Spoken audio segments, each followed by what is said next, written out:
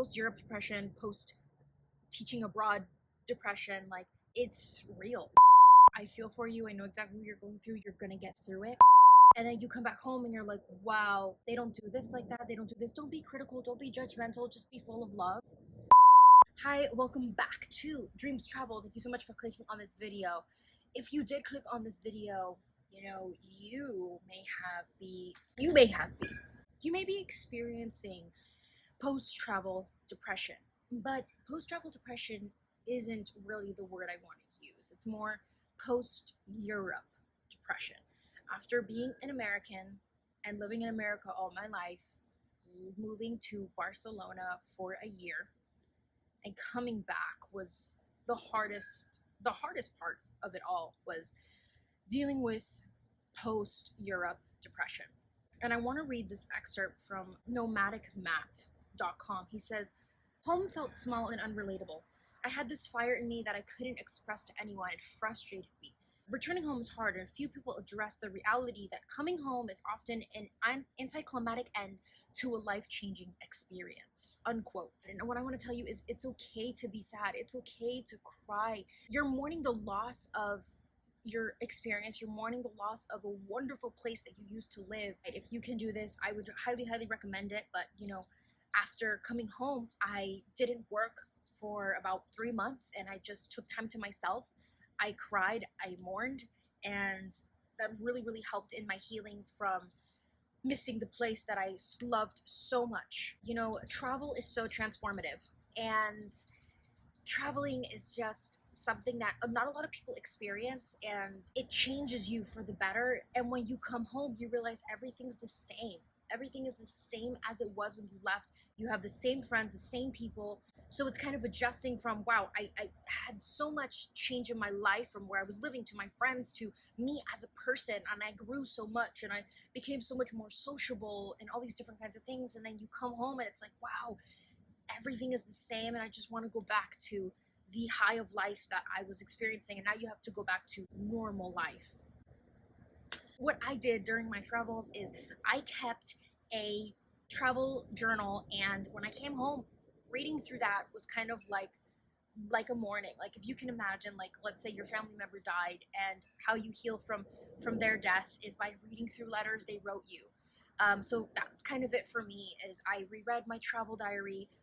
As I was traveling, I collected tote bags, and I actually hung those up. And I basically collected a lot of things through my travels, and I was able to decorate my room and surround myself with those things, putting them all over my room. It helped me fill my home with happy memories, and it inspires me to keep seeing the world. Something that I really felt is feeling like your life will never be as exciting or fulfilling as it was while you were abroad. When I was abroad, I tell myself, I was at the height of my existence. I was just living my best life. But remind yourself that you can also live that life where you are at now. If you move back to America, I can still live that life. I can still meet up with friends. I can still go out. I can still do majority of the same things. Okay, so something else that might help is exploring your backyard might make you feel better. You've been gone for a while, so see what stuff has opened. Try out some food. Maybe even go to a Spanish restaurant in your hometown. To make you kind of feel more at home and things like that. Hang out with your friends. Like, when I came home, I just wanted to be by myself. I just wanted to cry. But isolating yourself isn't the way, because I went from being in Spain, socializing, seeing a friend every single day, to now adjusting to being here, and isolating myself was not a good idea, and I don't recommend you do that. Meet up with friends, even if you don't want to. Just try to put yourself back where you were before. Before I came back to America, I traveled for 2 months throughout Europe. Every day I woke up, I put clothes on, washed my face, brushed my teeth, and I left, and I went to explore the city that I was living in. So when I came back home, I woke up, got dressed, washed my face, brushed my teeth, and I went on a walk. And that kind of helped me heal and kind of get my body back into the mode of still traveling, even though I was going on a walk at home versus exploring different cities. After my walks, I would do meditations and yoga, because these practices can really help you stay present. And it can be a really dark place when you come back home if you just constantly think about your experiences and your friends back home and all those kinds of things, it takes you out of the present moment. And when you're not in the present, you're really sad, you're not happy. So doing yoga and meditation and focusing on my breath really brought me to the present moment and helped me accept where I was in the now. Something else that can really help you is being grateful, right? Like, I did not want to be home.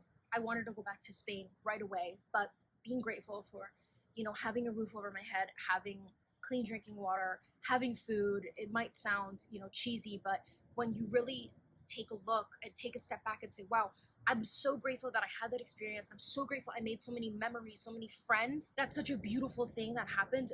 And look at my life now. Like, I'm still hanging out with friends and I'm still with my family and I have all these different things. Like, we have an abundance of things and we're lucky to have those things.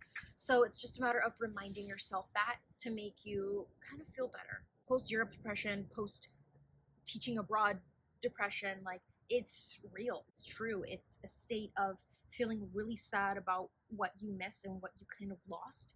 But remind yourself also that it's still there, that that country is still there, that you can visit whenever you want. Maybe you can visit in a year. Maybe it'll make you feel better if you plan a trip to go there in a year if you miss it so much. So don't completely lose yourself in a place, because remind yourself that happiness comes from within and it's not a place. And that's something that I really had to remind myself, because I told myself I was so happy, I was living my best life in Barcelona, but I can still do that here, and not everything exists in one place. This depression can last for weeks, for months. I was gone for a year, so it lasted months for me. Maybe if you're gone for weeks, it might last weeks, but it really just all depends. But definitely I would recommend following a lot of these options. What is really crazy is when I moved to Spain, I was so fine. I didn't experience any of this. But when I moved back home to America, I experienced reverse culture shock. And it really, really shook me. And I became so critical of everything here. Feeling this way is very, very normal. You just spent a long period of time in a foreign place. So you're going to be critical of where you live. You're not going to feel in place. You can be either hateful or loving. So why would you be hateful, judgmental, criticize the place when you come back home? Don't do that. Be of love. Be grateful that you are home. Be grateful that you had the experience that you had. Try to be loving towards yourself. Be loving towards the place that you live. And I hope that this video helped you in some way. I'm so sorry that you're going through that. I know how hard it is. I really, really know how hard it is to miss a place that you love so much and you just want to go back immediately. I hope that all the things I said in this video can help you in any way. And I really do wish you the best, and I'm sending you positive vibes, and I know that you will visit that country again one day. I'll see you guys in the next video. Be sure to subscribe, click the like button, and bye.